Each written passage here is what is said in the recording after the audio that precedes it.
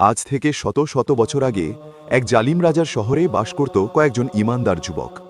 সেই রাজা ঘোষণা করেছিল, হয় তাকে খোদা হিসেবে মানতে হবে, নয়তো বরণ করতে হবে নির্মম মৃত্যু।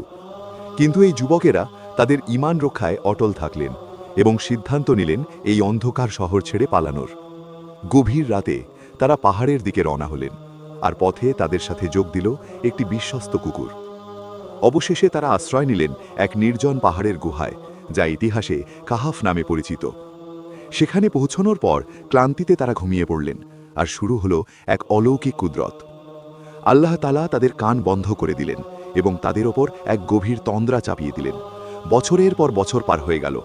রোদ তাদের শরীরকে স্পর্শ করতে পারত না আল্লাহের হুকুমে। তাদের বিশ্বস্ত কুকুরটি গুহার প্রবেশদ্বারে ২ হাত প্রসারিত করে পাহারাদারের মতো শুয়ে থাকল। এইভাবে একদিন ২ দিন নয়, দীর্ঘ ৩০৯ বছর তারা সেই গুহায় অলৌকিকভাবে ঘুমিয়ে থাকলেন। ৩০০ বছর পর যখন তারা জেগে উঠলেন, তাদের মনে হলো তারা মাত্র কয়েক ঘন্টা ঘুমিয়েছেন। কিন্তু গুহার বাইরে পৃথিবী তখন পুরোপুরি বদলে গেছে। সেই জালিম রাজার চিহ্নও আর অবশিষ্ট নেই। আল্লাহ তাআলা দেখালেন যে যারা কেবল তাঁর উপর ভরসা রাখে, তিনি তাদের এভাবেই রক্ষা করেন। আসহাবে কাহাফের এই কাহিনী কি আপনার ঈমানকে সতেজ করে তুলল না? যদি হ্যাঁ হয়, তবে কমেন্টে লিখুন সুবহানাল্লাহ। দ্বীনি পথে অটল থাকতে এবং সত্যের বিজয় দেখতে এই চ্যানেলটি সাবস্ক্রাইব করে আমাদের সাথেই থাকুন।